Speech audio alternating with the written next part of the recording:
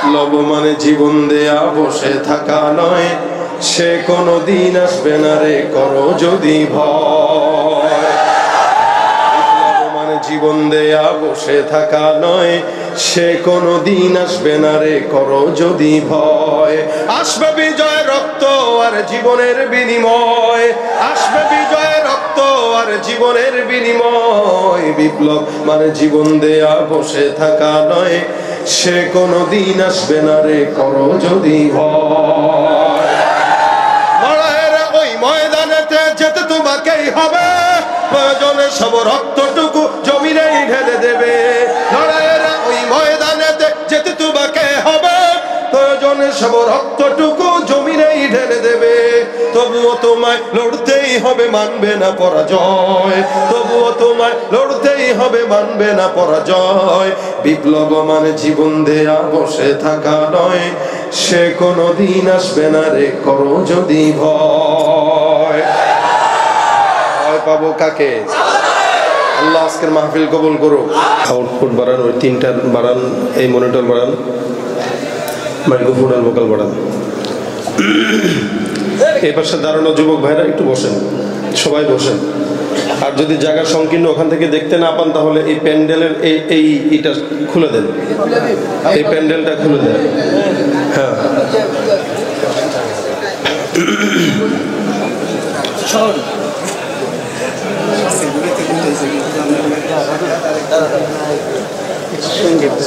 ও গাইতে পারে আর 2 বছর আগে থেকে মাশাআল্লাহ। একটা মাইক্রোফোনের ঘুমাস ঘুমাস।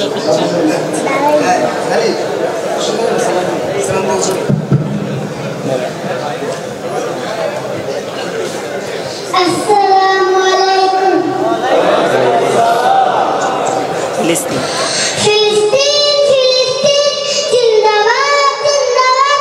ইসরাইল ইসরাইল লিবাচাক লিবাচাক। ফিলিস্তিন ফিলিস্তিন জিন্দাবাদ জিন্দাবাদ। ইসরাইল ইসরাইল লিবাচাক লিবাচাক। এই মাটি নবী গলের, এই মাটি নবী গলের, এই মাটি মুসলমানের, এই মাটি মুসলমানের, এই মাটি নবী গলের, এই মাটি নবী গলের, এই মাটি মুসলমানের, এই মাটি মুসলমানের।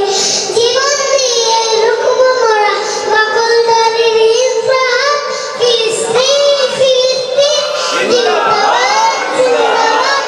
ইসরাইল ইসরাইল লিবাচাক লিবাচাক। ফিলিস্তিন ফিলিস্তিন জিন্দাবাদ জিন্দাবাদ।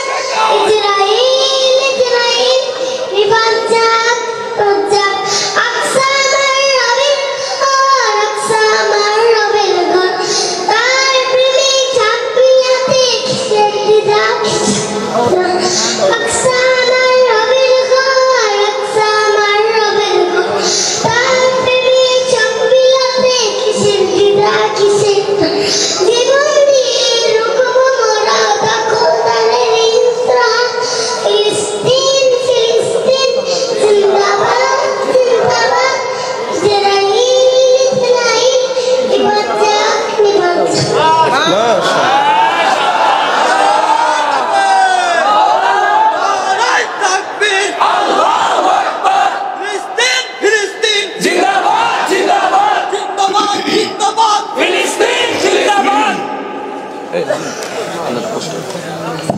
এবার একটু সবাই বসে গেলে ভালো লাগবে, পরিবেশটা ভালো লাগবে। সবাই একটু বসে যান, সবাই একটু বসে যান, যার জায়গায় যেয়ে যান।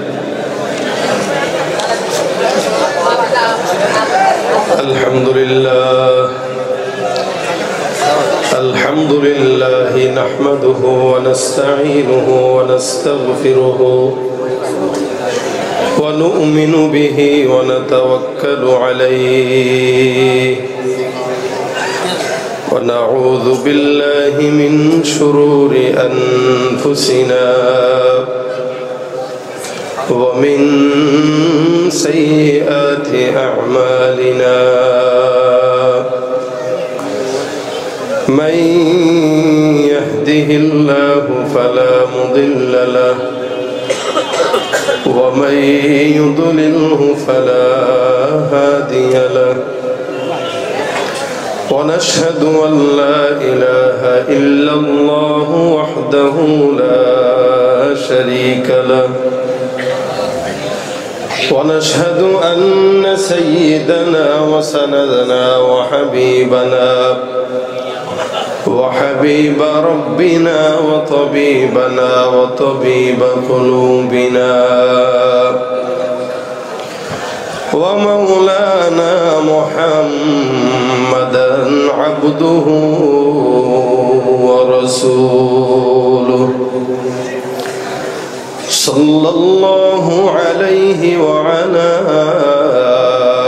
آله وأصحابه وبارك وسلم تسليما كثيرا الذي أرسله الله تعالى بالحق بشيرا ونذيرا وداعيا إلى الله بإذنه وسراجا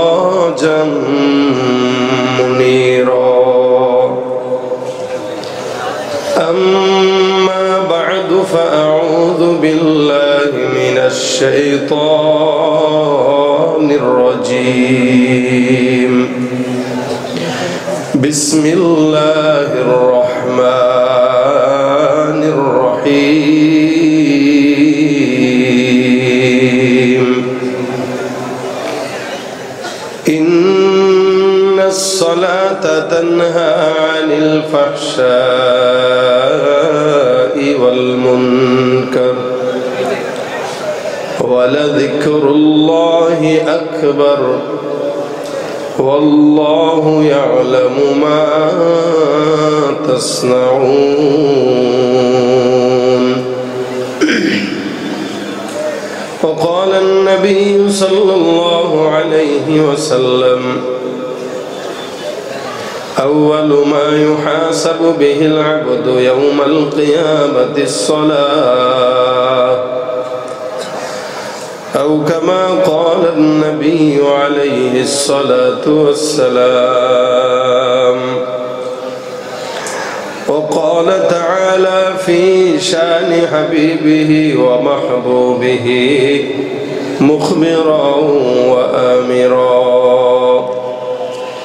إن الله وملائكته يصلون على النبي يا أيها الذين آمنوا صلوا عليه وسلموا تسليما زبان كل آواز دے درود شریف پڑھی اللهم صل على محمد وعلى آل محمد كما صليت على إبراهيم وعلى آل إبراهيم إنك حميد مجيد اللهم بارك على محمد وعلى آل محمد كما باركت على إبراهيم وعلى آل إبراهيم إنك حميد مجيد الحمد لله স্বর্ণঘোষ তরুণ সংঘ এলাকাবাসীর উদ্যোগে বার্ষিক তৃতীয় ওয়াজ মাহফিল ও হালকা জিকিরের আজকের সম্মানিত সভাপতি উপস্থিত দিন প্রিয় ইসলাম প্রিয় ভাইরা আল্লাহ পাক রব্বুল আলামিনের দরবারে লাখো কোটি শুকরিয়া যে রব্বে কারীম আজকের এই দ্বীনি মজলিসে ঈমানি মুযাকারায় আমাদের সকলকে একত্রিত হয়ে আসার বসার তৌফিক দান করেছেন। কালিমাতু শুকর আদায় করে জবান খুলে সকলে মহব্বতে উচ্চারণ করি আলহামদুলিল্লাহ। দীর্ঘ সময় যাবৎ আপনারা আলোচনা শুনছিলেন। আমাদের সকলের পরিচিত আমার দোস্ত মোহাম্মদ বদরুজ্জামান, উনিও আপনাদের সামনে কিছু গুরুত্বপূর্ণ বিষয়ে কথা বলে গেছেন, গজলও শুনে গেছেন। আমি আলহামদুলিল্লাহ আপনাদেরকে আর গজলের আমল বেশি করব না, যেহেতু একজন থেকে শুনছেন। আমি আপনাদেরকে দু চারটা জরুরি কথা বলে বিদায় হব। তবে যদি আপনাদের অবস্থা ভালো থাকে তাহলে ওয়াজের ফাঁকে দুই একটা হয়তো গাইতে পারি, কিন্তু আপনাদের যে আওয়াজ লক্ষ্য করতেছি এই আওয়াজ দিয়ে ওইটাও হবে কিনা আমি এখন সন্দেহান। যেমন আলহামদুলিল্লাহ বললেন আর ইনশাল্লাহ বললেন, এভাবে আলহামদুলিল্লাহ ইনশাল্লাহ বললে জিলাপিও পাওয়া যায় না এই যুগে। তাহলে আপনাদের এই যে আলহামদুলিল্লাহর আওয়াজটায় আমার কাছে মনে হইতেছে করোনায় ধরছে, নয়তো তার ডেঙ্গু জ্বরে আক্রান্ত হয়েছে। আরো একবার জবান খুলে বলেন আলহামদুলিল্লাহ। এই আওয়াজটা এতক্ষণ ছিল কোথায়? বলে দিতে দিতে ক্লান্ত হয়ে গেছেন, আর দিবেন কত নাকি?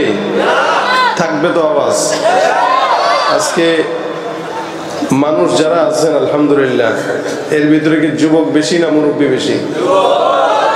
আসলেই সত্যি কথা। উনিও বলতেছে সবাই যুবক, মানে উনিও যুবক, যদিও দাড়ি লাল। বাকি যুবক বিয়ে আরেকটা করানো যাবে, কি বলেন? আমি খালি দেখবো আজকের মাহফিলের যুবক কারা, মুরব্বী কারা, কারা কারা জওয়ান আছেন হাতটা তুলেন। দেখছেন কত মুরব্বী হাত তুলে? আপনি যুবক? দেখছেন অবস্থা? এই দেশের মুরব্বীরা বুড়া হইলে বুড়া মানতে চায় না। এজন্য মার্কেটে যায় খালি একটা মুরব্বী মহিলাকে যদি আন্টি বলেন দেখবেন কি পরিমাণে খেপে। আপনি আন্টি বলে খালাম একটু সাইড দেন, তুমি কি মনে করছো আমি কি মুরব্বী? খেপে যাবে। এলে কেন? বলে সেও বয়স 40-এর উপরে হইলেও তার মনের বয়স এখন 18-র নিচে আছে। এটা একদিকে ভালো, কোন দিকে? বলে দ্বীনের রাস্তায় ভালো। একজন ইমানদারকে যখন জিহাদের ময়দানে নেওয়া হবে, বয়স যদি 50 হয়, সে 18 বছরের যুবকের মতো সার্ভিস দিবে। কিন্তু আজকে আমি আপনাদের মুরব্বী আর জওয়ানের একটা তারতিব দিয়ে দিচ্ছি, পার্থক্য দিয়ে দিচ্ছি। সেটা কি? আমি এখান থেকে প্রথমে নারায়ে তাকবীর বলবো, এক ভাগে যুবকরা এক ভাগে মুরব্বীরা বলবেন। তবে মুরব্বী কারা? এই যে উনি যেমন নিজের জওয়ান মনে করতেছে, তাহলে তো এরকম অসংখ্য জওয়ান আছে। এই জওয়ান না, আমি আজকে জওয়ান তাদেরকে বলবো যারা বিয়ে করে নাই, আর যারা বিয়ে করেছে এরা সব বুড়া।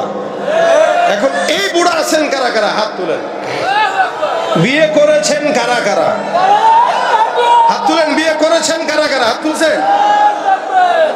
দেখছেন তাকবীর একাই সে দেয়, এদের কোনো সুদবুদ নাই।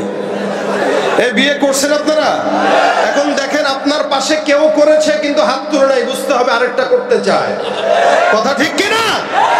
শুধু বিবাহিতরা তাকবীর দিবেন, নারায়ে তাকবীর। পোলাপান না, শুধু বিবাহিতরা নারায়ে তাকবীর। এবার অবিবাহিতরা হাত তুলুক।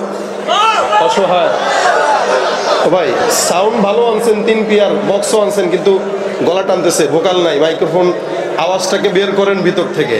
এই যুবকরা হাত তুলছে, আওয়াজ কি আমাদের চেয়ে বেশি হবে না কম হবে? সত্যি? সভাপতি সব কই? তরুণ যুব সংঘের? না, তরুণ যুব সংঘের ধরে নিয়ে গেছে, আছে। যাক, এই যে যারা এখানে আছেন, আওয়াজ যেন আমাদের চেয়ে বেশি হয়। রেডি? 1 2 3 লিল্লাহে তাকবীর, নারায়ে তাকবীর। কোরআন সুন্নাহর আলো ঘরে ঘরে জালো, লিল্লাহে তাকবীর। বিপ্লব মানে জীবন দেয়া বসে থাকা নয়, সে কোনদিন আসবে না রে করো যদি ভয়। বিপ্লব মানে জীবন দেয়া বসে থাকা নয়, সে কোনদিন আসবে না রে করো যদি ভয়। আসবে বিজয় রক্ত আর জীবনের বিনিময়, আসবে বিজয় রক্ত আর জীবনের বিনিময়। বিপ্লব মানে জীবন দেয়া বসে থাকা নয়, সে কোনদিন আসবে না রে করো যদি ভয়। লড়াইয়ের ওই ময়দানেতে যেতে তোমাকেই হবে, প্রয়োজনে সব রক্তটুকু জমিনেই ঢেলে দেবে। লড়াইয়ের ওই ময়দানেতে যেতে তোমাকে হবে, প্রয়োজন জীবনের সব রক্তটুকু জমিনেই ঢেলে দেবে, তবুও তোমায় লড়তেই হবে, মানবে না পরাজয়। তবুও তোমায় লড়তেই হবে, মানবে না পরাজয়। বিপ্লব মানে জীবন দেয়া বসে থাকা নয়, সে কোনদিন আসবে না রে করো যদি ভয়। ভয় পাবো কাকে? আল্লাহ আজকের মাহফিল কবুল করুক। ভাই আপনি কি মনিটর রাখেন নাই? মানে বুঝলাম না, এত সুন্দর সাউন্ড মেশিন আনলেন 32 চ্যানেলের, না? কিন্তু কাজ হচ্ছে কম। আমার সাথে কি শত্রুতা আছে? একটু মহব্বত জোরে দেন, তাহলে সাউন্ড ভালো হবে আশা করি। হ্যাঁ, এই যে ডপ ডপ করতেছে এটা যেন না হয়, হামিং যেন না খায়। গেইনটা কমায় রাখবেন, লোটা বাড়ান। এই যে পাশে ভাইরা দাঁড়া আছেন, কষ্ট হচ্ছে আপনাদের? কষ্ট না হইলে বসে যান, কষ্ট হইলে দাঁড়াতে থাকেন, আর না হইলে বসেন। মাশাআল্লাহ। এই যে এখানে যুবকরা আছেন, আপনারা একটু বসেন, সবাই বসেন। আমি আর জিকিরে জিকিরে বলতে পারবো না, এমনি বসেন। দাঁড়া আছে এখনো, একটু সবাই বসে যান, যার যে যেখানে আছেন ওখানে। আমি আপনাদেরকে একটা প্রশ্ন করবো, একটু জবাব দিবেন। ইসলামের ভিত্তি কয়টি? আলহামদুলিল্লাহ, এটা সবাই জানেন আপনারা। 1 নম্বরে কালেমা, 1 নম্বরে, 2 নম্বরে, তারপর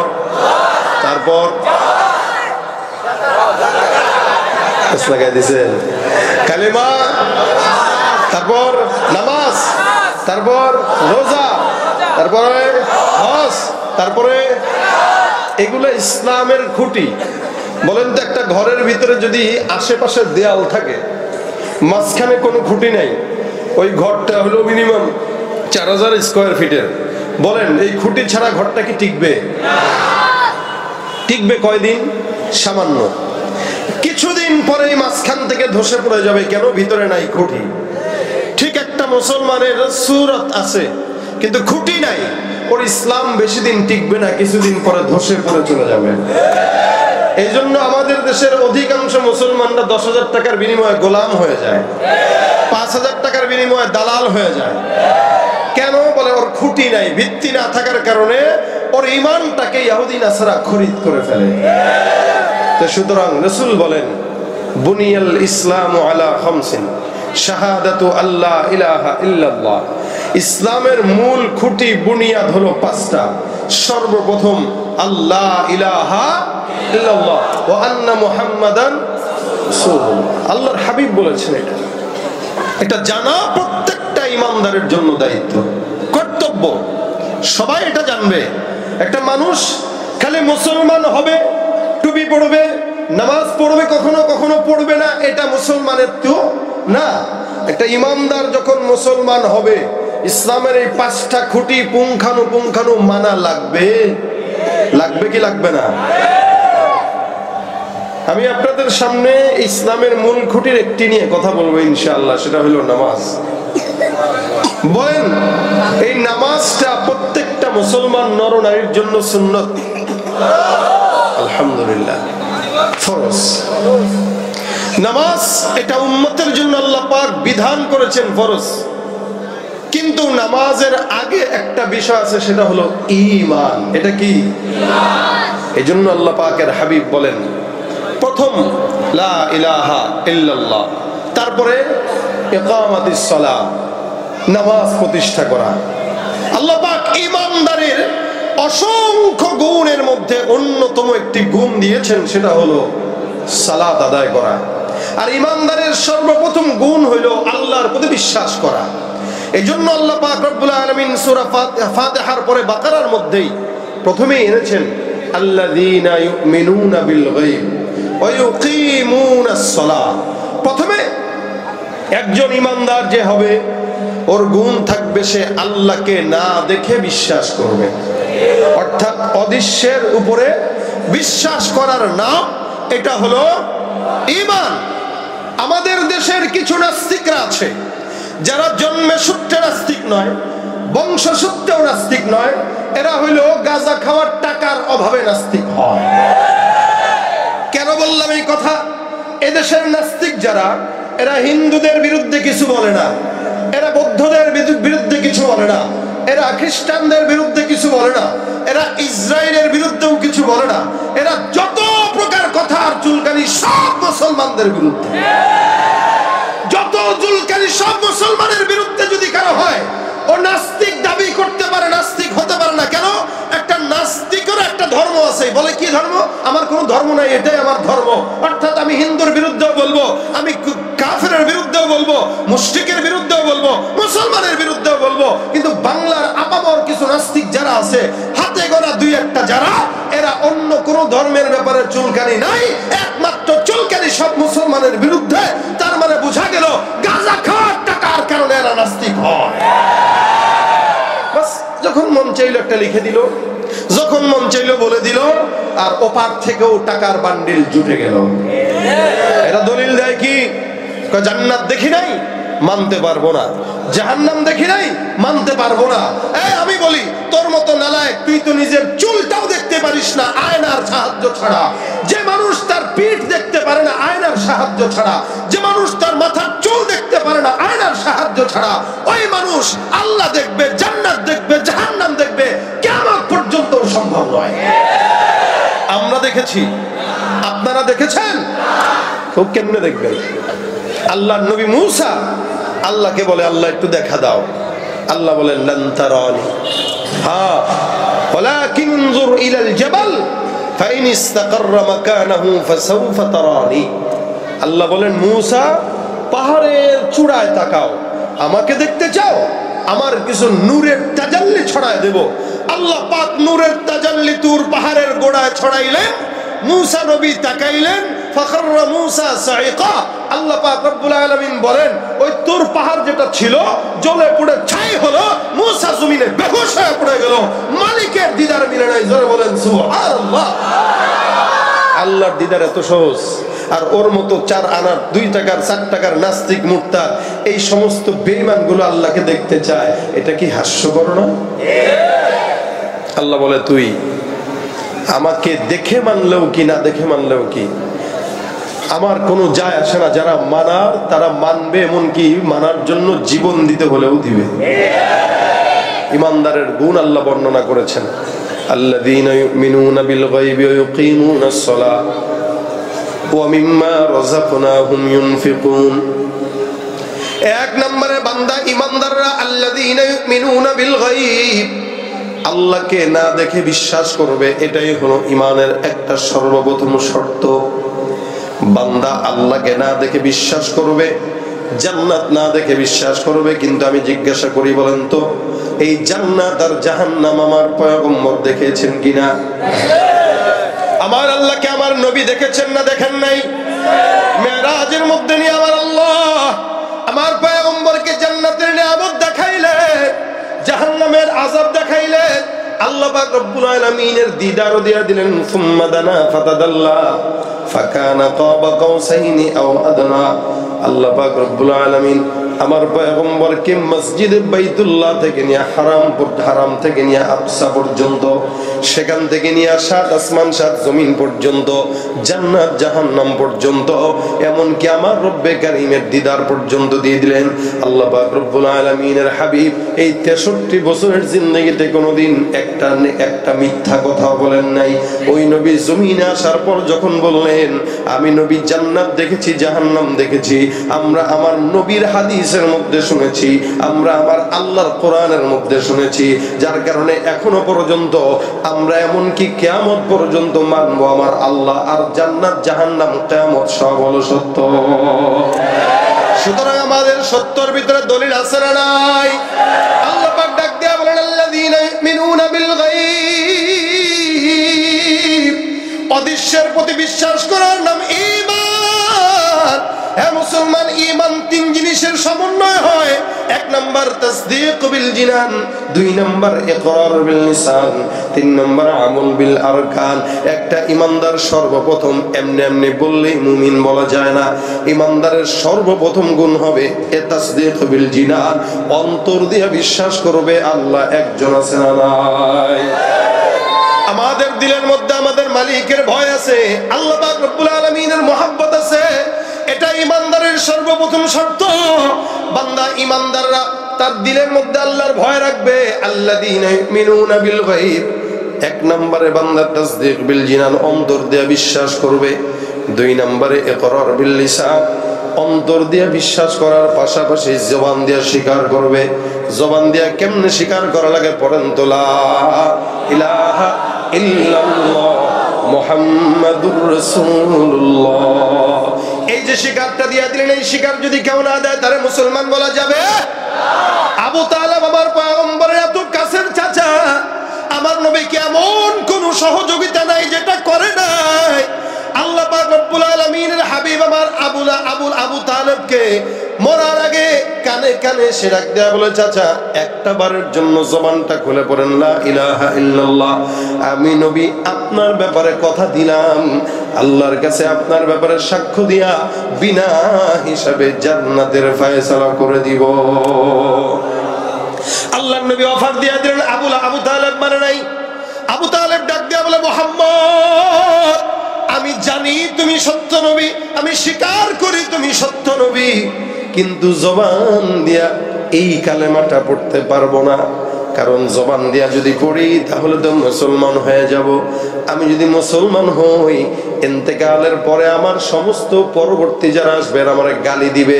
যার কারণে তোমাকে বিশ্বাস করি তুমি সত্য নবী, কিন্তু অন্তর দিয়া মানলেও জবান দিয়া স্বীকার করতে পারবো না।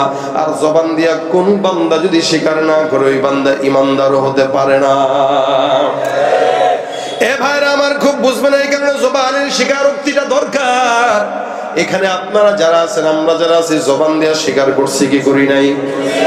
এরপরে 3 নম্বর আমল বিল আরকান, 1 নম্বর অন্তর দিয়া বিশ্বাস করবে, 2 নম্বর জবান দিয়া স্বীকার করবে, 3 নম্বর আমল দিয়া তারপরে কাজগুলো দেখাবে। আমাদের বর্তমান জমানায় অন্তর দিয়া বিশ্বাস করানোওয়ালা লোকও আছে, জবান দিয়া স্বীকার করানোওয়ালা লোকও আছে, কিন্তু আমল করার লোকের বড়ই অভাব। এই জন্য সমাজের ভিতরে অসংখ্য মানুষ দেখবেন যারা মুসলমান দাবি করে কিন্তু আমল করে না। মুসলমান দাবি করে নামাজ নাই, মুসলমান দাবি করে রোজা নাই, মুসলমান দাবি করে তাহাজ্জুদ নাই, মুসলমান দাবি করে দাড়ি নাই, মুসলমান দাবি করে দান সদকা নাই, যাকাত নাই, হজ নাই। যতই দাবি করুক না কেন, মুসলমান দাবি করার নাম নয়, এটা হলো মানার নাম। আল্লাহ পাক ডাক দিয়া বলেন, ওয়ামিনান নাসি মাইয়াকুলু আমান্না বিল্লাহি ওয়া বিল ইয়াউমিল আখির ওয়া মা হুম বিমুমিনিন।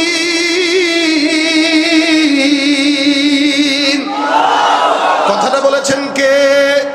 আল্লাহ পাক রব্বুল আলামিন বলেন, মানুষের মধ্যে এমন একদল থাকবে যেই সমস্ত বান্দারা আল্লাহকে বিশ্বাস করে এই কথা বলবে, যারা এই কথাও বলবে আখিরাতের প্রতি বিশ্বাস করি, কিন্তু আমি আল্লাহ ঘোষণা করলাম এরা যতই নিজেদেরকে ইমানদার দাবি করুক না কেন, এরা কশিন কালেও ইমানদার হতে পারে না।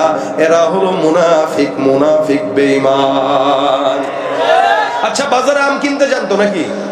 আমের সময় আসলে আম কিনেন, ফলের সময় ফল কিনেন। আচ্ছা বলেন তো, আম যে কিনেন কয়টা জিনিস দেখে কিনেন? হ্যাঁ, কি দেখে কিনেন বলেন? এই তো মাশাআল্লাহ বলছে কালার। কি দেখা? কালার যদি লাল হয় অথবা হলুদ হয় মনে হয় আমটা ভালো, অথবা কালার তেমন ভালো না কিন্তু ঘ্রাণটা সুন্দর আছে। আমের কালার আর ঘ্রাণ এই দুই জিনিস ভালো তো আমটা ভালো। কিন্তু অনেক বিক্রেতাই তো বলে যে আমার আমটাই 1 নাম্বার। আপনি কি বললেই তার আমটা বিশ্বাস করবেন? তাহলে ঠিক। মুসলমান অসংখ্য আছে যারা এই কথা বলে, আমি ভাই খাঁটি মুসলমান, তাহাজ্জুদ করি, এই করি, সেই করি, তেলাওয়াত করি, বলবে এই কথা, কিন্তু আপনি কি সাথে সাথে বিশ্বাস করবেন? বলে না। কেমনে বিশ্বাস করবেন আর কেন বা করবেন না? আমি বলি আপনাদেরকে, মাপ কাঠি দেখবেন। একজন ইমানদার যদি কেউ হয়, দাবি করে, তার গায়ের ভিতরে দেখবেন সুন্নতের কালার আছে কিনা, তার গায়ে দেখবেন ইমানের কোন ঘ্রাণ আছে কিনা। যদি ইমানের ঘ্রাণ থাকে, সুন্নতের কালার থাকে, বিনা দ্বিধায় বুঝে নেবেন সে আল্লাহর খাঁটি গোলাম। ঠিক কিনা জোরে কর। আর যদি দেখেন ইমানের ঘ্রাণও নাই, কালারও নাই, বুঝতে হবে এটাও সেই 2 নাম্বার আম, যেটাকে দেখা যায় খাওয়া যায় না। এই কারণে ইমানদারের গুণ আছে। ইমানদারের গায়ের উপরে দেখলেই বোঝা যাবে, চেহারা দেখলেই বোঝা যাবে সে মুমিন। আল্লাহ পাক রব্বুল আলামিন বলেন, মুমিন যেহেতু বলা হয়, ইমানদার যখন ঈমান নিয়ে আসবে, ঈমান নিয়ে আসার পরে বান্দার সর্বপ্রথম কাজ, রাসূল সাল্লাল্লাহু আলাইহি ওয়াসাল্লামের সামনে সাহাবা আজমাইন ডেক দিয়ে বলেন, ইয়া রাসূলুল্লাহ, আমরা তো ঈমান আনছি, যারা ঈমান আনতো এরা বলতো, হুজুর আমরা তো ঈমান আনছি, ঈমানের পরে এখন কাজ কি? নবী করিম সাল্লাল্লাহু আলাইহি ওয়াসাল্লাম বলতেন, ঈমানের পরে সর্বপ্রথম যেই কাজ সেটা হলো সালাত। সেটা কি, জোরে বলেন তো? আল্লাহ পাক রব্বুল আলামিন বলেন, আল্লাযীনা ইউমিনুনা বিল গায়বি ওয়া ইউকিমুনাস সালাহ, ইকামাতিস সালাহ। নবী বারবার বলেন, আল্লাহ পাক কোরআনের 82 জায়গায় একটা কথা বলেছেন, বারবার বলেছেন, বারবার বলেছেন, এই আমলটা হলো নামাজ। সালাত আদায়ের কথা আল্লাহ পাক বলেন নাই, কিন্তু আল্লাহ পাক সালাত প্রতিষ্ঠার কথা বলেছেন। খুব বুঝবেন, নামাজ আদায়ের কথা আল্লাহ বলেন নাই। আল্লাহ বলছেন, বান্দা তোমরা নামাজ প্রতিষ্ঠা করো। আদায় এক জিনিস, প্রতিষ্ঠা আরেক জিনিস। আপনি নিজে ফজরের নামাজের সময় জাগেন, কিন্তু আপনার সন্তানকে জাগান না, এটা আদায় হয়, লেকিন প্রতিষ্ঠা হয় না। আপনি ফজরের সময় নিজেও নামাজ পড়েন, সন্তানরাও পড়ান, মা বাবারাও পড়ান, আবার মসজিদ পর্যন্ত যেতে যেতে যত বন্ধু বান্ধব আছে সবার দরজার মধ্যে, জানলার মধ্যে টোকা দিয়া বলেন, অমুক দোস্ত চলো নামাজে যাই। হা হা হা, এই কাজটার নাম হলো সালাত প্রতিষ্ঠা। বর্তমান সময়ে নামাজ আদায় হয়, প্রতিষ্ঠা হয় না। যদি নামাজ প্রতিষ্ঠা হতো, এই বাংলার জমিনে আজানের সাথে সাথেই সমস্ত দোকানপাট বন্ধ করার সরকারি আইন হয়ে যেত। কিন্তু আমরা দেখতে পাই নামাজের সময় আরো ব্যবসা বাণিজ্য, মার্কেট জমজমাট হয়। এই অবস্থায় একটা মুসলমান যদি নিজেকে ইমানদার দাবি করে হতে পারে? আল্লাহ পাক ডাক দিয়া বলেন, ইমানদাররা ঈমান আনার পর নামাজ আদায় করবে, ইউকিমুনাস সালাহ, নামাজ আদায় করবে, প্রতিষ্ঠা করবে।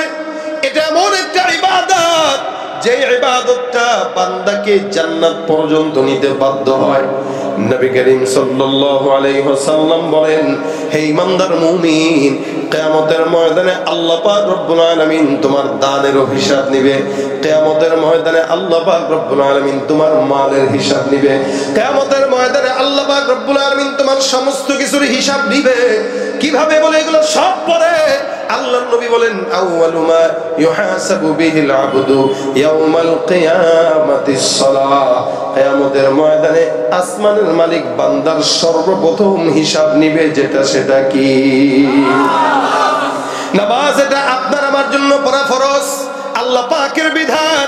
এ মুসলমান নবীর উম্মত, এই কারণে নবী বলেন বেশি বেশি নামাজ আদায় করো, কারণ আল্লাহ পাক বলেছেন, ওয়াসজুদু ওয়াকতারিব, বান্দা যত সিজদা দিবে, আমি আল্লাহ বললাম একমাত্র আমল সিজদা, যেই আমলের কারণে বান্দা আমি আল্লাহর নিকটবর্তী হয়ে যায়। আল্লাহ পাক ডাক দিয়ে বলেন, ওয়াসজুদু ওয়াকতারিব, বান্দা সিজদা দাও আর নিকটবর্তী হও। কারণ আল্লাহ পাক বলেছেন, সিজদা এমন একটা ইবাদত, নামাজ এমন একটা ইবাদত, যে ইবাদতটা বান্দা যত করবে, তাহফা ইন্নাস সালাতা তানহা আনিল ফাহশাই ওয়াল মুনকার, নিশ্চয়ই নামাজটা মানুষকে ফাহেশা, মুনকার, সকল প্রকার গুনাহ থেকে হেফাজত করে। ফাহেশা কাজ হইল যেটা ইচ্ছা করে মানুষ করে, অর্থাৎ কেউ কাউকে গালি দেওয়া, এটা ফাহেশা কাজ। কেউ কাউকে খারাপ বলা, এটা ফাহেশা কাজ। ইচ্ছাকৃত কোনো নারীকে ইফটিজিং করা, এটা ফাহেশা কাজ। ইচ্ছাকৃত কোনো মানুষকে কষ্ট দেওয়া, এটা ফাহেশা কাজ। আর মুনকার কাজ হলো অনিচ্ছাকৃত গুনাহ করা, অর্থাৎ আপনি যেই জিনিসটাকে গুনাহ মনে করেই করতেছেন না, ইবাদত মনে করে করতেছেন, কিন্তু গুনাহ হয়ে যাচ্ছে। আল্লাহ বলেন, কেউ যদি নামাজ আদায় করে ঠিক মতো, ইচ্ছা অনিচ্ছা সব গুনাহ থেকে আল্লাহ তাআলা হেফাজত করবে। আস্তে করে সুবহানাল্লাহ। আর কোন ইবাদত দেখাইতে পারবেন যেটা বান্দারে গুনাহ থেকে বাঁচায়? হ্যাঁ, না না। আল্লাহ বলেন নামাজটা এমন একটা ইবাদত, যে ইবাদতটা বান্দারে ইচ্ছা অনিচ্ছা যাবতীয় গুনাহ থেকে বাঁচায়। এখন আপনার মাথায় প্রশ্ন আসবে, হুজুর অনেক গুনাহগার দেখি যারা নামাজও পড়ে গুনাহ করে, এমন অনেক অসংখ্য নামাজি দেখি যারা নামাজও পড়ে সুদ খায়, নামাজও পড়ে ঘুষ খায়, নামাজও পড়ে জেনা করে। মসজিদে ফজরের নামাজ পড়লো, জোহরের নামাজ পড়লো, টুপিটা খুলতে দেরি হয় নাই, সিগারেট ধরায় দেয়, আছে না নাই? মাত্র মসজিদ থেকে বের হবে, সিগারেট ধরায়, তাহলে এই বান্দাটা কেন গুনাহ করলো? আল্লাহ সব নামাজের কথা বলেন নাই, আল্লাহ কিছু কিছু নামাজের কথা এমন বলেছেন।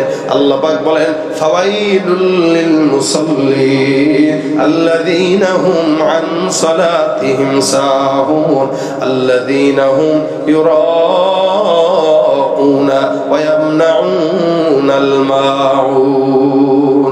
আমার আল্লাহ পাক রব্বুল আলামিন এই প্রকার নামাজীদেরকে বদদুয়া দিলেন এদের যেন ধ্বংস হয়। কেন? এরা নামাজ পড়ে ঠিকই আল্লাহর জন্য নয়। আল্লাযীনা হুম ইউরাউন, এরা বান্দাকে দেখানোর জন্য নামাজ আদায় করে। এই যে সামনে 1 মাস পরেই নির্বাচন আসতেছে, দেখবেন এই সময় শুক্রবারে নামাজের সংখ্যা বাড়বে। সারা জিন্দেগি নামাজ আদায় করে নাই, এতদিন পর্যন্ত নামাজ পড়ে না, ভোট চলে আসছে, এখন নামাজের দেখা মিলে, বুঝবেন এই নামাজি আল্লাহর জন্য নামাজি না, এটা হলো বান্দাকে দেখানোর জন্য, ভোট পাওয়ার জন্য নামাজি। ঠিক কিনা?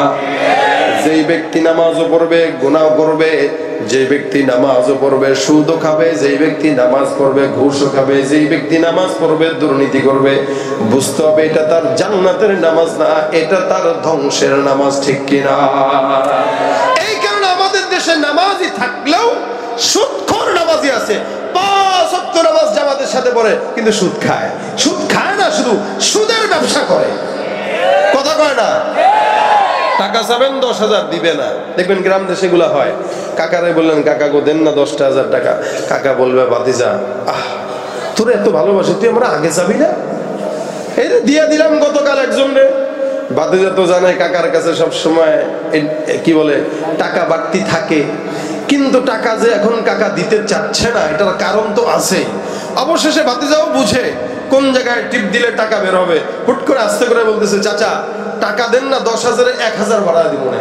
চাচা এখন আস্তে করে বলে দেখি তোর চাচির কাছে আসেনি, তোর চাচির কাছে আসেনি, এতক্ষণ দেয় না। যেই 1,000 টাকার বান্ডিলের কথা শুনছে, নোটের কথা শুনছে, এখন কয় চাচির কাছে আসেনি। আমি তো ভাই সুদ খাই না, আমি তো ব্যবসা করি। আল্লাহ বলছেন আহাল্লাল্লাহুল বাইআ ওয়া হাররামার রিবা, আল্লাহ ব্যবসাকে হালাল করছেন আর সুদকে হারাম করেন। আমি কি সুদ খাই? আমি সুদের ব্যবসা করি, এটা তো জায়েজ। কি বলেন? আস্তে কর নাউজুবিল্লাহ। সুদের ব্যবসা করে, সুদের ব্যবসা যে করবে, সুদ যে খাবে, সুদ যে দিবে, সুদ যে নিবে, সুদের সাক্ষী যে হবে, এরা সবগুলা সমান অপরাধী। ঠিক কিনা জোরে বলেন? এরপরেও নাম পাল্টায় দিয়ে কখনো যদি বলে ভাই সুদই খান আপনি, না না আমি সুদ খাই না, এটা ইন্টারেস্টের মিয়া, ইন্টারেস্ট যে হারাম এটা তো এই সমাজের মানুষ খুব ভালো জানে। এই কারণে ইমানদারদেরকে ধোঁকা কেমনে দেওয়া যাবে, এখন নাম পাল্টায় দিয়ে কয় ভাই ব্যাংকে 20 লাখ টাকা রাখেন, ইন্টারেস্ট দিব না, মুনাফা দিব না, খাইবেন জায়েজ জিনিস। আপনাকে আরবি নাম ঢুকায়া মুনাফার নামে সুদ খাওয়ায়া সারা জিন্দেগির আমল বরবাদ করে। ঠিক কিনা জোরে কয়? এরপরে ঘুষ খায়, এটারও নাম পাল্টায় দিয়া খায়। যেমন বর্তমান সময়ে ঘুষের নাম দেওয়া হয় কি বইলা বলেন? সালামি আছে, হাদিয়া আছে, গিফট আছে, স্পিড মানি আছে। স্পিড মানি বুঝেননি? স্পিড মানি মানে কাজের গতি যত বাড়বে, যত দিবেন মাল যত দিবেন গতি তত বাড়বে। এটা টেবিলের নিচ দিয়েও খায়, উপরে দিয়েও খায়, রোড ঘাটে এমনি কইরাও খায়, ডাইনেও খায়, বায়েও খায়, আর আমরা তাদেরকে খাওয়াই। না খাইলে তো চাকরি হয় না। আর যদি দিয়া দেন তাহলে বকলম যে কলম দিয়া ধইরা নামটা সিগনেচার দিতে পারে না, ওই বান্দা পর্যন্ত সরকারি চাকরি পেয়ে যায়। ঠিক কিনা জোরে কর? যারা ঘুষ খায় নাম পাল্টায় দিয়া, সুদ খায় নাম পাল্টায় দিয়া। আমি কখনো বলি ভাই হারামকে যদি নাম পাল্টায় দিয়ে খাইলে জায়েজ হয়, তাহলে পেট খারাপ হলে যেটা বের হয় ওটারে পাতলা ডাইল মনে করে খাইবেন, জায়েজ হয়ে যাবে। কথা বলে না? ওরা হলো দেশের লাগি মহামারীর মতন, ফাইল কলম ঠেকাইয়া চালায় শুধু নির্যাতন। ওরা হলো দেশের লাগি মহামারীর মতন, ফাইল কলম ঠেকাইয়া চালায় শুধুই নির্যাতন। ঘুষের টাকায় ওদের ভুড়ি, ঘুষের টাকায় ওদের ভুড়ি করে যে টান্ডা। ওরা শিক্ষিত শয়তান, ওরা শিক্ষিত শয়তান, ওরা শিক্ষিত শয়তান দুর্নীতির ওই আখড়ায় বসে, দুর্নীতির ওই আখড়ায় বসে জাহির করে জ্ঞান, কলম দিয়ে কামায় টাকা ধরে সাধন ভান। ওরা শিক্ষিত শয়তান, ওরা শিক্ষিত শয়তান, ওরা শিক্ষিত শয়তান, ওরা শিক্ষিত শয়তান। ঠিক কিনা? শিক্ষাঙ্গনের দিকেও ভাইরে দেখো না চোখ মেলিয়া, ছাত্ররা সব বই ছাড়িয়া থাকে শুধু প্রেম লইয়া। এই ঠিকের আওয়াজটা একটু এখলাস বেশি ছিল, হ্যাঁ কি বলেন? হাসে খালি, বলেন ঠিক কিনা? এই যে এখলাসটা বেশি, কারণ কি? কারণ এই আমলটাও বেশি। যুগ উপযুক্ত অনুপযুক্ত, বয়স হোক বা না হোক, পার্কের বেঞ্চি এখন আর ফ্রি পাওয়া যায় না। জায়গায় জায়গায় পাড়ায় পাড়ায় বাপ মা পাঠায় স্কুলে আর সন্তান যায় আমার ডেটিং। ঠিক কিনা? এদেরকে যেখানে দেখবেন কাজী একটা নিয়ে ধইরা বিয়াটা পড়ায় দিবেন। কথা কয় না? বয়স হয় নাই হুজুর, তা বয়স না হলে প্রেম বুঝে কেমনে? কথা বলে না। কিন্তু বয়স আছে, প্রেম বুঝছে, বয়সও আছে। যার কারণে সমাজে বিবাহটা কঠিন হচ্ছে বলেই জেনা ব্যভিচার বাড়তেছে। বিবাহ যত সহজ হবে জেনা ব্যভিচার তত কমবে। আর আজকাল বর্তমান সময়ে এক প্রকার সুশীল সমাজ, যারা শিক্ষিত শয়তান, এরা এই জাতির বিরুদ্ধে ঢুকায় দিচ্ছে ভিতরে যে ভাই বিয়ে তাড়াতাড়ি করিস না, এটা ক্যাসাল, বিয়ে করছস তো মরছস। তার মানে বিয়েটাকে কি বলে, কি করে, এটা ইগনোর করে আর জেনাটাকে উদ্বুদ্ধ করে। কথা ঠিক কিনা? জোরে কর। শিক্ষাঙ্গনের দিকে ভাইরে দেখো না চোখ মেলিয়া, ছাত্ররা সব বই ছাড়িয়া আছে শুধু প্রেম লইয়া। অস্ত্র সে তো সঙ্গের সাথী, অস্ত্র সে তো সঙ্গের সাথী, হইতে মস্তান। ওরা শিক্ষিত শয়তান, ওরা শিক্ষিত শয়তান, ওরা শিক্ষিত শয়তান, ওরা শিক্ষিত শয়তান। ঠিক কিনা? যেখানে যাই ভেজালেতে ভরে গেছে দেশটায়, ব্যবসায়ীরাও রাতারাতি কালো টাকায় হাত রাঙায়। এই কারণেই তো আলুর দাম এখন 70 যায় ঠেকছে। এই কারণেই তো ডিমের হালি 60 টাকায় ঠেকছে। আগে গরিব দুঃখী ডিম বাজি করে খাইতে পারতো, এখন সেই সুযোগ নাই। যদিও আমাদের মতো মুসলমানদেরকে, নামাজীদেরকে কিছু দেশ প্রেমিকরা জঙ্গিবাদ, মৌলবাদ, রাজাকার বলে স্লোগান দেয়। আমি বলতে চাই, দেশের টাকাকে পাচার করে যে সমস্ত ব্যবসায়ীরা কানাডায় বাড়ি করে গরিবের মুখ থেকে গোস্ত, আলু, ডিম তুলে নেয়, এরাই দেশের সবচেয়ে বড় রাজাকার। ঠিক এই সমাজে এরা যদিও আপনার আমার সামনে দেশ প্রেমিক হয়ে উপস্থিত হয়, কিন্তু এদের মতো দেশের শত্রু এই সমাজে আর কেউ নাই। ওরা শিক্ষিত শয়তান, ওরা শিক্ষিত শয়তান, ওরা শিক্ষিত শয়তান, ওরা শিক্ষিত শয়তান। ঠিক আছে নি? রাগ করতেছেন কেউ? কথা বলেন, রাগ করেন? এই নামাজ যদি কেউ পড়ে ব্যবসা 2 নম্বরই করবে নি। নামাজ যদি কেউ পড়ে দুর্নীতি করে, নামাজ যদি কেউ পড়ে সুদ খায়, নামাজ যদি কেউ পড়ে ঘুষ উগাইতে পারে না। কারণ যদি কেউ বলে আমি নামাজ পড়লেও ঘুষ খাই, আমি তো পারি, নামাজ তো আমরা ঠেকাইতে পারলো না, তার মানে এই বান্দার নামাজটা জাহান্নামের নামাজ, এটা জান্নাতের নামাজ নয়। নবী করিম বলেন, কিয়ামতের ময়দানে অসংখ্য বান্দাকে আল্লাহ পাক রব্বুল আলামিন ডাকবেন। যে সমস্ত বান্দারা থাকবে নামাজি, যে সমস্ত বান্দারা থাকবে কোরআন তেলাওয়াতকারী, যে সমস্ত বান্দারা আমার মতো বক্তা, যে সমস্ত বান্দারা দানবীর, একদল মানুষকে আল্লাহ পাক রব্বুল আলামিন ডাক দিয়া জিজ্ঞাসা করবে, হে নামাজি, হে অমুক, সে তমুক। যেহেতু নামাজের কথা বলতেছি, নবী করিম সাল্লাল্লাহু আলাইহি ওয়াসাল্লাম বলেন, নামাজিদেরকেও ডাক দিয়া বলবে, বান্দা জমিনের মধ্যে কেমন ভাবে বিচরণ করলা, আমি আল্লাহ পাকের আদেশ কেমন মানলা।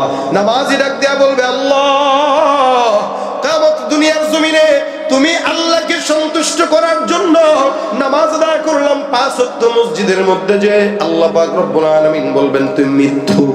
জমিনের মধ্যে তুই নামাজও যদিও আদায় করছিলি, মানুষ তাকে ভোট দিবে এই নিয়তে নামাজ পড়ছস, মানুষ তোকে নামাজই বলবে এই নিয়তে নামাজ আদায় করছস। একদিকে নামাজও পড়ছস, আবার রাত্রিবেলা গুনাহের কারখানায় গেছস। আল্লাহ পাক রব্বুল আলামিন ডাক দিয়া বলবে ফেরেশতার দল, এই বান্দাকে উল্টা করে নিয়ে জাহান্নামে নিক্ষেপ করো। কারণ বান্দা কিয়ামতের ময়দানে আসলো, জমিনের মধ্যে বান্দা মানুষের নামাজটা দেখানোর জন্য পড়েছে। রাসূল বলেন ফায়ুসহাবু আলা ওয়াজহিহি হাত্তা উলকিয়া ফিন্নার, এই বান্দাকে আল্লাহ পাক রব্বুল আলামিন ধরবে, পাওটা উপরের দিকে দিয়া মাথাটা নিচের দিকে দিয়া এক ঢিল দিয়া জাহান্নামে নিক্ষেপ করে দিবে। এটা হলো ওই বান্দা, যেই বান্দাটা নামাজ বান্দাকে দেখানোর জন্য পড়লো। নবী করিম ডাক দিয়া বলেন নামাজ কেমনে পড়বা? আমি যেমনে নামাজ পড়ছি, সাল্লু কামা রাআইতুমুনি উসাল্লি, বান্দা তোমরা আমার দিকে লক্ষ্য রাখো আমি কেমনে নামাজ আদায় করি। হ্যাঁ, আমার নামাজের তারবিয়াতের দিকে লক্ষ্য রাখো, আমার নামাজের তরতিবের দিকে লক্ষ্য রাখো, আমার নামাজের ইখলাসের দিকে লক্ষ্য রাখো। আমি যেমনে নামাজ পড়ি তোমরাও তেমনে নামাজ পড়ো। সাহাবা আজমাইন আমার পয়গম্বরের পিছে দাঁড়ানো। নামাজ আদায়ের পর রাসূলকে ডাক দেয়া বলেন ইয়া রাসূলুল্লাহ, নামাজের মধ্যে দেখলাম পয়গম্বর আপনি কি যেন খাইতে যান। নবী ডাক দিয়া বলেন সাহাবা একরামের দল, তোমরা কেমনে বুঝলা আমি পয়গম্বর নামাজের মধ্যে কিছু খাই? সাহাবা ডাক দিয়া বলে বিতাহরিকি লিহিয়া, আপনার দাড়ি মোবারক নড়াচড়ার মাধ্যমে আমরা বুঝলাম। তার মানে বোঝা গেল সাহাবা নামাজের মধ্যে পয়গম্বরের চেহারার দিকে তাকাইতো, আল্লাহর নবীর চেহারার দিকে তাকাইতো, রাসূলকে পিছন থেকে লক্ষ্য করতো। এটাও সাহাবাদের ইবাদত। সাহাবারা নামাজের মধ্যে পয়গম্বরের দিকে ফলো করতো, যে আমার নবী নামাজে কি করেন একটু দেখবো, আমার নবী নামাজের তাকবীর কয়টা দেন দেখবো, আমার নবী নামাজের মধ্যে রুকু কেমনে করেন দেখবো, আমার নবী নামাজে কি করেন না করেন। পিছন থেকে সাহাবাত মাইন সেটা ফলো করতো। সাহাবারা ডাক দিয়া বলেন ইয়া রাসূলুল্লাহ, আপনার দাড়ি নড়াচড়ার মাধ্যমে আমরা বুঝলাম আপনি নামাজে কিছু খাইতে যান। আমার পয়গম্বর ডাক দিয়া বলে হ্যাঁ সাহাবা একরামের দল, তোমরা যেটা দেখলা সত্য দেখলা। আমি যখন নামাজের মধ্যে দাঁড়াই, আমার আল্লাহ পাক রব্বুল আলামিন আমি নামাজে থাকা অবস্থায় আমার সামনে জান্নাতের নিয়ামত আঙ্গুরের থোকা আল্লাহ পাক আমার সামনে তুলে ধরে। নামাজের মধ্যে আমি পয়গম্বর জান্নাতের নিয়ামতগুলো খাওয়ার জন্য মাঝে মাঝে মুখ বাড়াই, মাঝে মাঝে হাত বাড়াই, আবার চিন্তা করি না না যেটা জান্নাতের নিয়ামত ওটা জান্নাতে খাওয়া হোক, এটা জমিনের মধ্যে খাওয়ার জিনিস না। আমি আমার নামাজের মধ্যে জান্নাতের নিয়ামত দেখতে পাই। নবী বলেন হে ইমানদারেরা, তোমরাও নামাজ এমন ভাবে পড়ো যেন তুমি তোমার আল্লাহকে দেখতে পাও। আর যদি এমন ভাবে নামাজ আদায় করতে না পারো, এমন ভাবে পড়ো যেন আসমানের মালিক তোমারে দেখে। এই খেয়ালটা তোমার অন্তরে রাখো। রাসূলের নামাজ আর আমাদের নামাজে আসমান আর জমিন পার্থক্য ঠিক কিনা বলেন তো? নবী করিম নামাজের মধ্যে জান্নাতের নিয়ামত দেখে। আপনি আমি নামাজের মধ্যে সামনের ক্যালেন্ডার মুতালা করি, দেখবেন সামনে যত ক্যালেন্ডার দেয় তাকায় তাকায় নামাজের মধ্যে এমনি পড়ে আজকে কি বার দেখি, শুক্রবার। আমি তো একদিন নামাজের মধ্যে দাঁড়াইছি, মসজিদের পাশে এদিক দিয়ে একজন, মানে মসজিদ না ব্যক্তিগতভাবে, তো একজন এদিকে ফোনটা বাজতেছে, টিং টিং টিং টিং টিং টিং করে বাজে না, এর কোনো হুঁশই নাই। পাশে একজন আছে একটু অবুঝ টাইপের লোক, বয়সও আছে, এর রিং বাজতেছে, সে রিং এটা থামায় না। এ পাশ থেকে কিছুক্ষণ অনেকক্ষণ বাজার পরে কয় এবার ফোনটা তো কাট বেড়া, ফোনটা মানে কত মুখলিস মানুষ, ফোনটা কাট বেড়া। এখন তাকায় দেখি ওই লোক পকেটে হাত দিতেছে ফোনটা কাটার জন্য, মানে ওই হে বুঝেও নাই নামাজের ভিতরে সে বলে ফেলছে। আবার কেউ কেউ আছে দেখবেন নামাজ পড়তেছেন সামনে দিয়ে কেউ যাবে, আসেনি দেখছেন নি কখনো? আবার কেউ আছে একটু দূরে দাঁড়াইবেন, টান দিয়ে আনতে পাশে দাঁড়া করাই দিবে। আবার কেউ কেউ আছে যদি নামাজে দাঁড়ান, আপনি পা দুইটা এমনি দাঁড়াইছেন, সে পাশে এসে আপনার পায়ের লোক এমনি ধাক্কা দিয়ে এমনি দাঁড়ায় দেবে, মানে আপনি ঠ্যাংসা পাইবেন, সে আপনার ঠ্যাংের সাথে আরো ঠ্যাং লাগাবে। যত কাহিনী সব নামাজে, এদিক দিয়ে মাসে একবার, আবার এদিক দিয়ে একটা, ওদিক দিয়ে একটা, কত দিকে কত কাহিনী। আর যদি ফজরের নামাজে ইমাম সাহেব একটু তেলাওয়াতটাকে দীর্ঘ করে, যক্ষা রোগী মসজিদের মধ্যে ভরপুর হয়ে যায়। হ্যাঁ, এটা হলো আমাদের নামাজের হালত। রমজান মাসে তারাবির নামাজ যে মসজিদে যত বেশি ফাস্ট, ওই মসজিদে মুসল্লি তত, ওই হুজুরের হাদিয়াও বেশি। কেউ ঠিক না? আর যদি খালি একটু ওই প্রথম 9 দিনে খালি কত প্রকার কাশি, আর ইমাম সাহেব কল দেয়, দোস্ত একটু তাড়াতাড়ি করবে না। আর রাসূল সাহাবায়ে কেরামেরা এক একজন নামাজে দাঁড়ায় যেত, নামাজের ভিতরে তেলাওয়াতের কারণে আসমান থেকে ফেরেশতারা শোনার জন্য নিচে নেমে চলে আসতেছে। তাদের নামাজ আমাদের নামাজে পার্থক্য আছে না নাই? তাদের নামাজ জান্নাতের নামাজ। নবী বলেন মিফতাহুল জান্নাতিস সালাহ, নামাজ এটা হলো জান্নাতের কি, জোরে বলেন। এলাকার মসজিদে আপনি তালা লাগাইলেন বিশাল বড়, চাবি একটা আন্দাজের মধ্যে নিয়ে যদি গুদান খুলবেনি, প্রত্যেকটা তালার নির্দিষ্ট চাবি দেওয়া আছে। ঠিক তেমনি ভাবে জান্নাতের জন্য যেই তালা লাগানো, নামাজ নামক চাবিটা তালার উপযুক্ত যদি না হয়, জিন্দেগিতেও তালা খোলা যাবে না।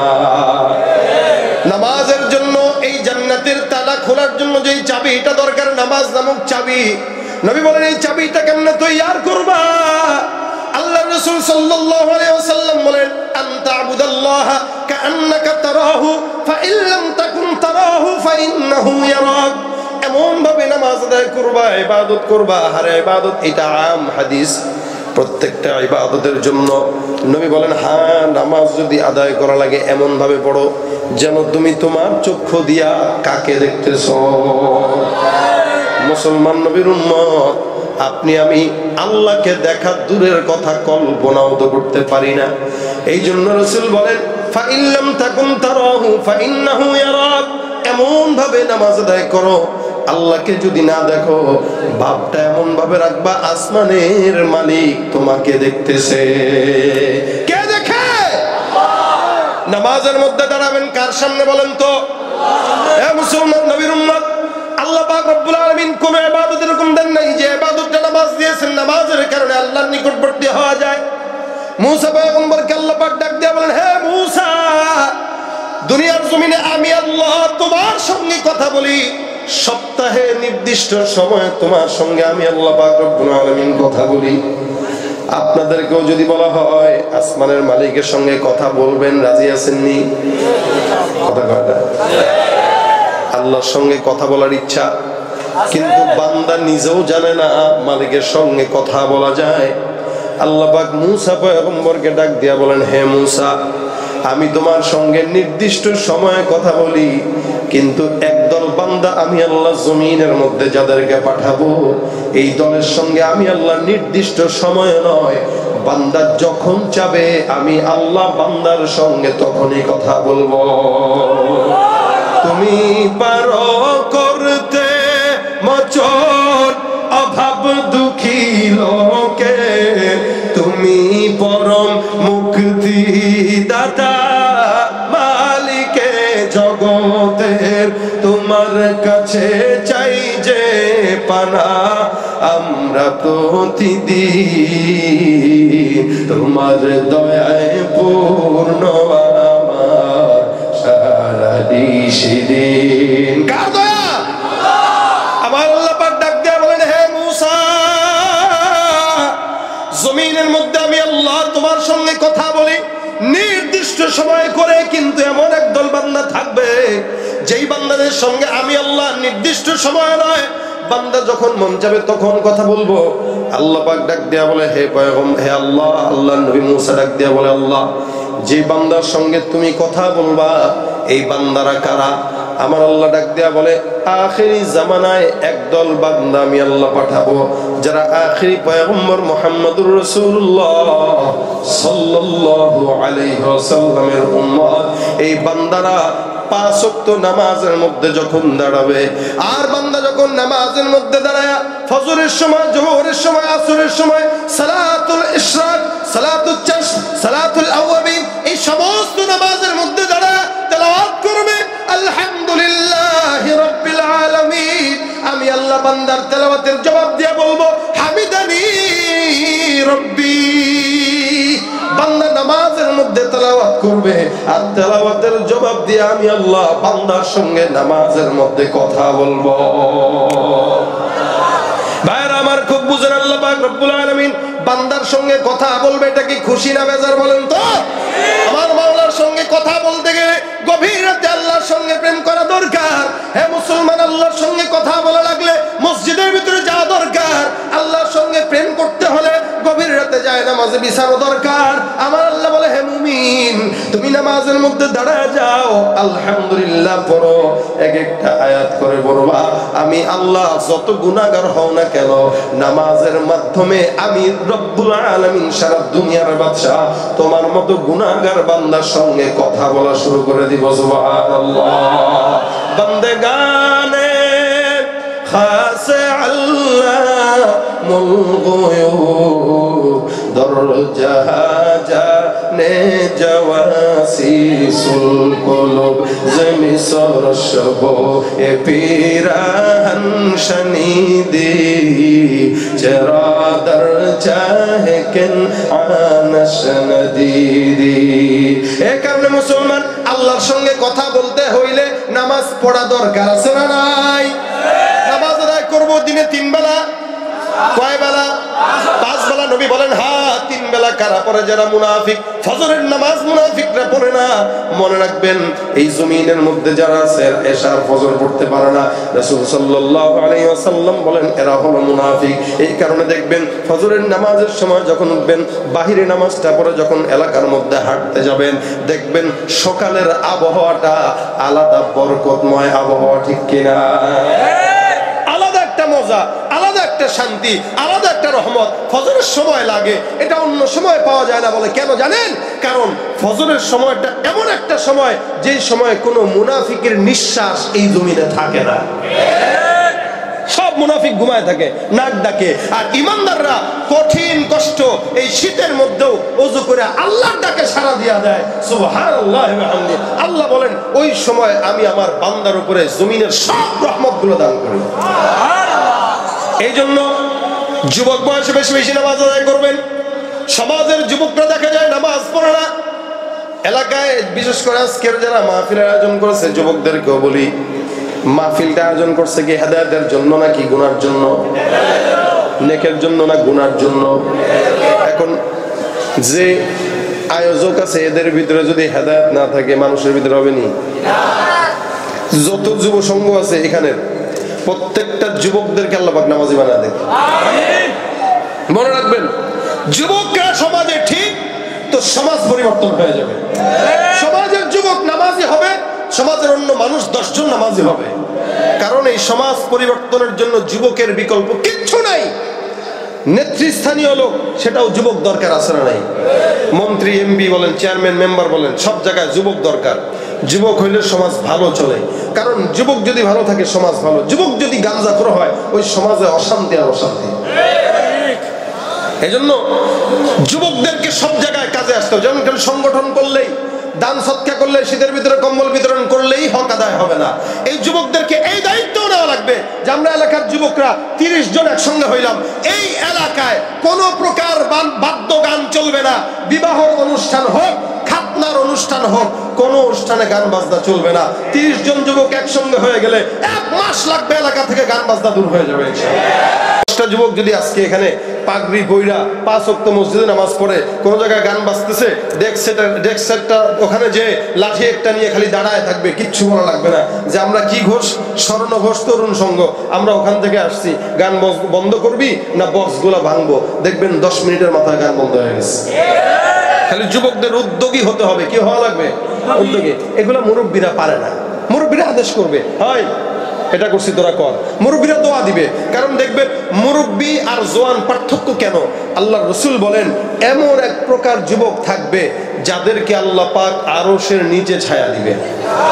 ওরা কারা? শাবুন নাশা ফি ইবাদাতিল্লাহি তাআলা। ওই প্রকার লোক যারা আল্লাহ পাকের আরশের ছায়ায় স্থান পাবে। তারা কারা? যারা তাদের যৌবনটা গাঁজা খেয়ে কাটাইছে। কি করে কাটাইছে? নামাজ পড়ে কাটাইছে। এই জন্য যুবকদেরকে দরকার। দেখবেন আমি এর আগে অনেকবার দেখেছি আমাদের দেশের মুরব্বী কিছু এমপি মন্ত্রী এক সময় ছিল না, আগে এরা অনেক আগের একটা ভিডিও আপনারা দেখছেন কিনা জানি না, দেখতেছি এক এমপি মনে হয় সে বক্তব্য দিতেছে, এদিক দিয়ে তার প্যান্ট খুলে গেছে, হুশ নাই, সে বক্তব্য দিতে যাচ্ছে, পাশ থেকে একটা স্যার স্যার স্যার প্যান্ট, এই দুইজন মিলে প্যান্ট উঠায় দেয়। আরে মিয়া, যেই মুরব্বী তার প্যান্ট সামলাইতে পারে না, সমাজ কেমনে সামলাবে? কেন?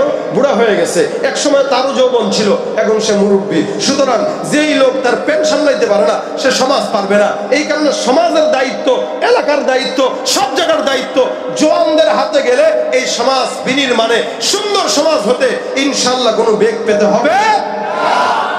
প্রত্যেকটা যুবকদেরকে আমি এই জন্য আবদার করব, আপনারা 5 ওয়াক্ত নামাজি হয়ে যান, দেখবেন এই সমাজে কোনো চাঁদাবাজি, ঘুষ, সুদ, ইয়াবা, গাঁজা এগুলো থাকবে না, থাকবে না, থাকবে না। নাকি আন যুবকরা কয় হুজুর কারে কোন, আমরাই তো টানি, কি এর কথা কয় না হুজুর, কারে কোন, আমরাই তো খাই। দেখেন না যুবকদের অবস্থা কি, চুল এমন ভাবে রাখছে, চতুর্দিকে টাক্কু, উপর দিকে চোখা, আছে না নাই?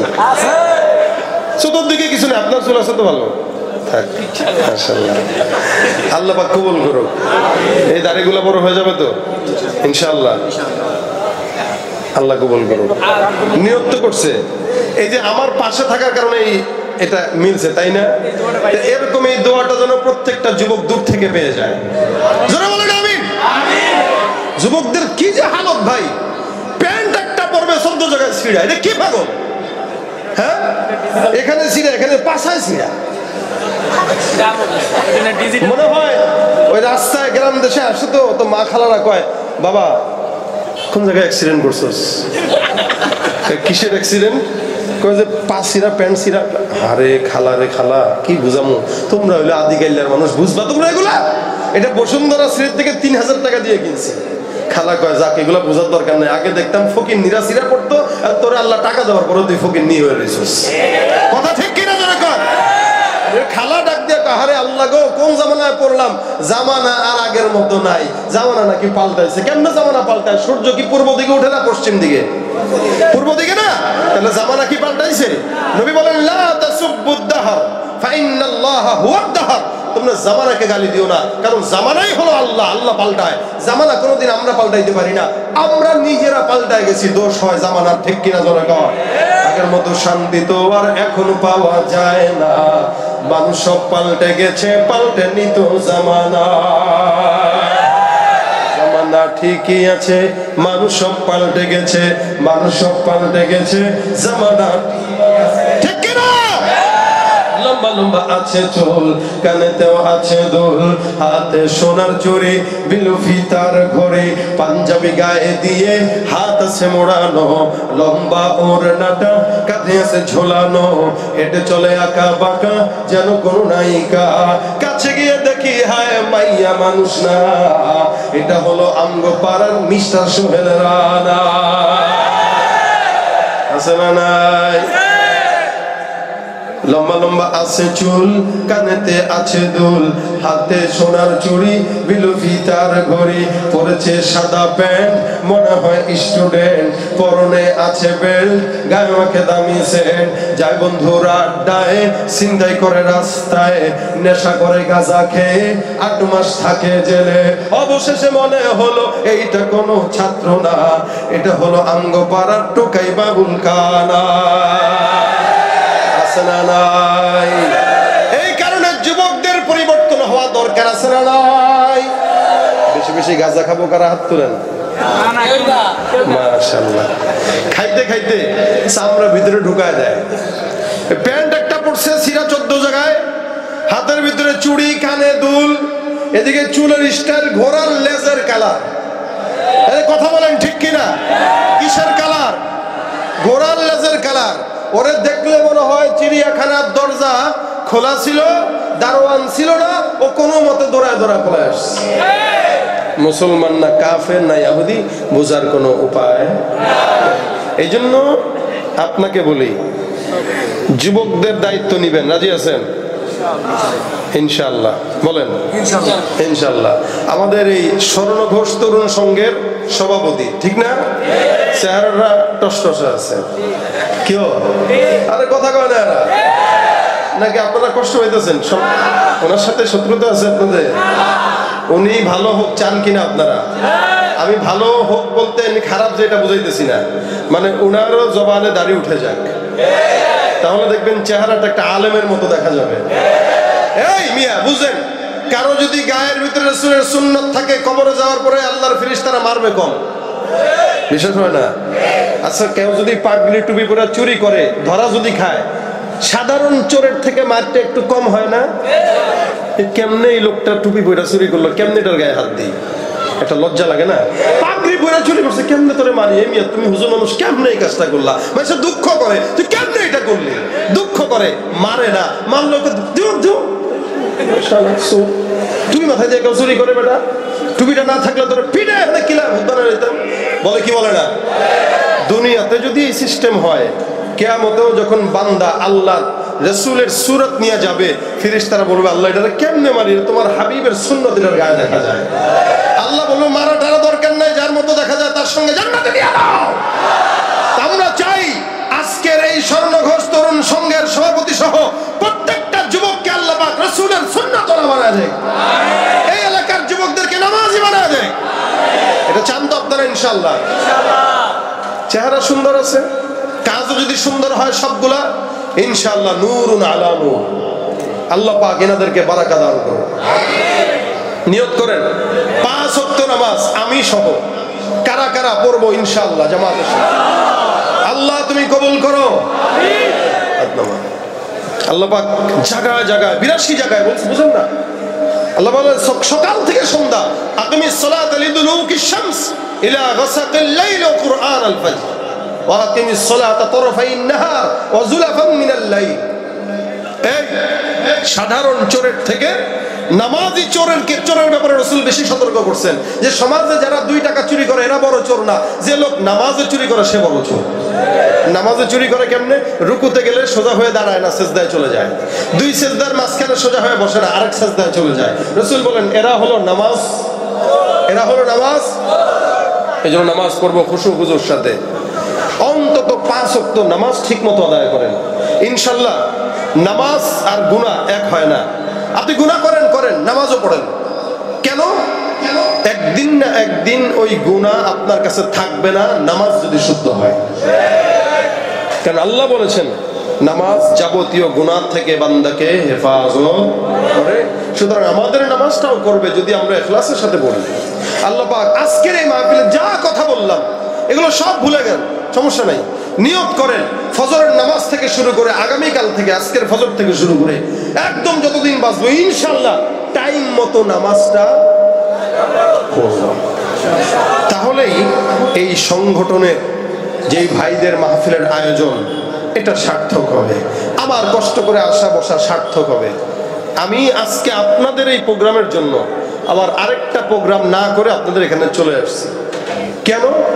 ওরা ওই বলছে হুজুর পাঁচচরে মাহফিল, এশারের পরে বয়ান। পাঁচচরে আসার পরে হুজুর পাঁচচর না পুলিয়া বাজার, পুলিয়া যাওয়ার পরে কয় হুজুর পুলিয়া বাজার না ফরিদপুর সদরপুর।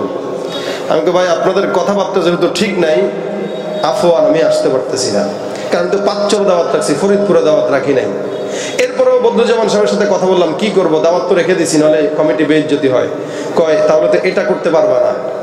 তো ওদের সাথে বললাম যেহেতু আপনারা কথা ঠিক রাখেন নাই, এক জায়গার কথা বলে আরেক জায়গায় নিচ্ছেন, আসতে পারবো না। যদি ওইটা করতাম তাহলে আপনাদের এখানে হয়তো 10:30 11টা বাজতো। বাকি এটা করিও আমরা, কারণ আমাদের ব্যস্ততা বেশি, একদিনে 2-3টা করে করা লাগে। কিন্তু আজকেই প্রথম আমি যেই কোনো প্রোগ্রাম একটা আমি মিস করছি, এইটা শুধুমাত্র আপনাদের এই প্রোগ্রামের জন্য, যেন এটা নষ্ট না হয়। আমি ওইটা করতে পারতাম। ওরা বলছে হুজুর খালি আসেন 5টা মিনিট স্টেজে বসে দেখা দিয়ে চলে যান। আমি বলছি না, যাদের জবান ঠিক নেই ওদের কাছে যাবো না। আপনারা পাঁচচরের কথা বললেন কেন? ফরিদপুরের কথাই বলতেন, আমি ওভাবে প্রস্তুত নিয়ে বেরোইতাম। কিন্তু এরপরেও অনেকে এরকম করার পরেও গেছি, কিন্তু আজকের মাহফিলটা নষ্ট হওয়ার ভয়ে আমি আর ওখানে যাই নাই। এই যে আমি আসলাম আপনাদের সাথে আন্তরিকতার জন্য, আমার সার্থকতাটা কোথায়? এই সব মানুষগুলো যদি আজকে ফজর পড়ে না, আমি বাসায় ফজর পড়বো আর সওয়াব পাবো আলহামদুলিল্লাহ। এটা হলো আমার ধান্দা। এই কারণে আপনাদেরকে বললাম নামাজ ছাড়বেন না, যা করেন নামাজ ছাড়বেন না। আল্লাহ রাসূল ইন্তেকালের আগ পর্যন্ত আসসালা আসসালা মা মালাকাত ঈমানুকুম এই কথা বলে গেছেন। রাসূলের সারা জিন্দেগীর মাকসাদ ছিল নামাজ, নামাজ, নামাজ। আমাদের বর্তমান দেশে কিছু আছে পীরের মুরিদ হয় কারণ নামাজ লাগে না। আরে বেটা, যে যত বড় পীর তার তত নামাজ বেশি লাগে। রাসূল নামাজ বেশি পড়ছেন না, এজন্য আল্লাহ বলেন খবরদার কুমিল লাইলা ইল্লা কালিলা নিসফাহু আও ইনকুস মিনহু কালিলা। এত নামাজ পড়া দরকার কি? রাতের কিছু অংশ পড়েন না, পা ফুলায় দেয়। যেখানে নবীর এই অবস্থা, আমাদের কি দশা হইতে পারে? আল্লাহ পাক আমাদেরকে নামাজি বানায় দেখ, জোরে বলেন আমিন। আজকে আপনাদেরকে সংক্ষেপে এই যুবক ভাইদের কাছে, আপনাদের যুবক ভাইদের পক্ষ থেকে আপনাদের কাছে আবেদন, এই প্রোগ্রামটা ওনারা করেছে, এটা ওনাদের সওয়াব, ঠিক না? ওনাদের সওয়াব, কিন্তু আপনাদেরও কিছু সওয়াব অর্জন করতে হবে। সেভাবে কি? যুবকরা কিছু ভিতরে ঢুকে যাবে, আপনারা ওনাদের এই সওয়াবে শামিল থাকার জন্য আপনাদের পকেট থেকে 100 হোক, 200 হোক, 10 টাকা হোক, আজকের এই মাহফিলের একটা ভালো কাজে এটা আপনি খালি শরীক থাকবেন, আর বেশি কিছু না। উপস্থিত যার যতটুকু আছে ততটুকু নিয়ে আপনারা শরীক থাকবেন। এটা আপনাদের কাছে আমার আবদার। ওনারা একা সওয়াব কামাবে কেন? আপনারাও একটু সওয়াবটা কামান, আপনারাও একটু আজকের মাহফিলে এই নেককার একটি পরিবেশের সাথে আপনারাও একটু যুক্ত হন, এটা আমি চাই। এজন্য যুবক ভাইরা উঠে যাবে, এই যে রুমাল নিয়ে যাবে আপনাদের কাছে, আপনাদের যার যতটুকু সম্ভব হয় আপনারা একটু বেশি বেশি করে দেন, যেন মোটামুটি এদের প্যান্ডেল স্টেজের খরচটা উঠে যায়। একটু বেশি বেশি তাড়াতাড়ি ঢুকেন, তাড়াতাড়ি ঢুকেন।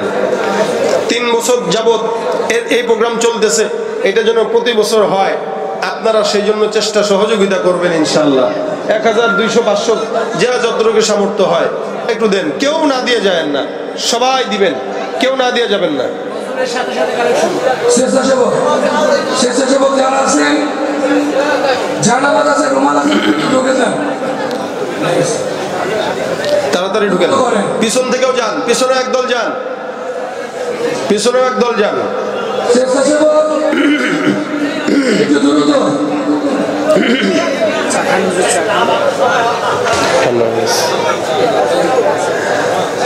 একটু চালু করেন, সবাই মিলে দিবেন, সবাই মিলে দিবেন, না দিয়ে কেউ যাবেন না। মোনাজাত দিবেন তার আগে ইনশাল্লাহ সর্বশেষ আপনাদেরকে এই কালেকশনের পরে সবাই মিলে একটা গজল গাবো ইনশাআল্লাহ। এবারে চুপ থাক, দিচ্ছি।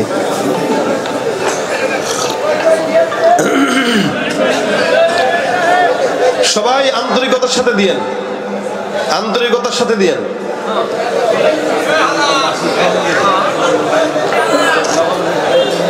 পিছনে ও মাশাআল্লাহ, আপনাদের জন্য মিস্টার তবারকালিও আছে, আলহামদুলিল্লাহ বলেন। এরে খুশি না মনে হয়? জোরে বলেন আলহামদুলিল্লাহ। আপনাদের জন্য তবারক আছে, তবারক নিয়ে তারপরে যাবেন ইনশাআল্লাহ। রাজি আছেন না? কেমনে যাবেন না, বসেন, গজল হবে, তবারক হবে, তারপরে যাবেন ইনশাআল্লাহ। স্বেচ্ছাসেবকরা একটু দ্রুত করো, পিছন দিক থেকে ফয়সাল, পিছন দিক থেকে কাভার করো।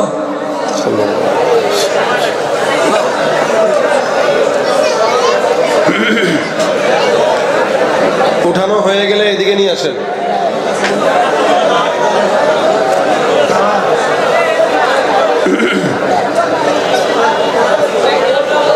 উঠানো হয়ে গেলে এদিকে নিয়ে আসেন।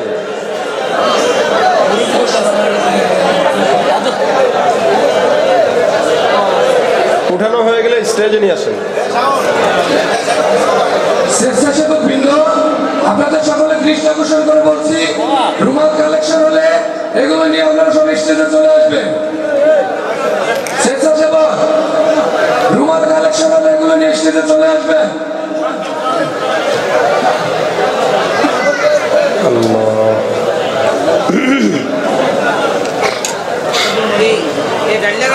হয়ে গেছে, হয়ে গেছে, হলে এসে নিয়ে আসেন ইনশাল্লাহ। এই বসেন, যে যেখানে আছেন বসেন, যে যেখানে আছেন বসেন। সবাই মিলে একটা গজল হোক, কি বলেন? আওয়াজ হয় নাই, হবে? আরো করে হবে? বিশ্ব নবীর অপমানে যদি না কাঁদে তোমার মন, মুসলিম নয় মুনাফিক তুমি নবীজির দুশমন। নবীর প্রেমে জীবন দেবে কে আছো নওজোয়ান, তাকবীর তুলে সিংহ শাবক হও তুমি আগুয়ান। ঠিক কিনা? আমার বুকে ইমানের বল জবানে আল কুরআন, ভয়ে কাঁপে কাপুরুষ সব আর নরধম শয়তান। জীবনের চেয়ে বুকে আছে বেশি নবীজির সম্মান, কেমনে তুমি থাকবে বসে হলে তার অপমান। তুমি সাচ্চা মুসলমান, ইমান তোমার ধন, নবীর প্রেমে জাগ্রত তুমি নির্ভীক পালোয়ান। সবাই সাচ্চা মুসলমান, নবীর প্রেমে জাগ্রত তুমি নির্ভীক পালোয়ান। নিষ্ঠ উদার দয়ার আধার রহমাতুল লিল আলামিন, তার অপমান করছে যারা দুষ্ট ইতর শালীন। তার পরশের ছোঁয়া পেল ইউরোপ থেকে সুদূর চীন, তার শানে কেউ বললে কথা মানবে না তাই জমিন। কেউ কখনো কোথাও যদি সাহস দেখায় ফেরে মন, মুসলিম জাতিসংঘ গড়ে জবাব দিবে বীর মুমিন। ঘেরাও করো ওদের গদি, ভুলের ক্ষমা না চায় যদি, জোরে হাকো আজান, জোরে হাকো আজান। তুমি সাচ্চা মুসলমান, নবীর প্রেমে জাগ্রত তুমি নির্ভীক পালোয়ান। তুমি সাচ্চা মুসলমান, ইমান তোমার ধন, নবীর প্রেমে জাগ্রত তুমি নির্ভীক পালোয়ান। তুমি সাচ্চা মুসলমান, ইমাম তোমার ধন, নবীর প্রেমে জাগ্রত তুমি নির্ভীক পালোয়ান।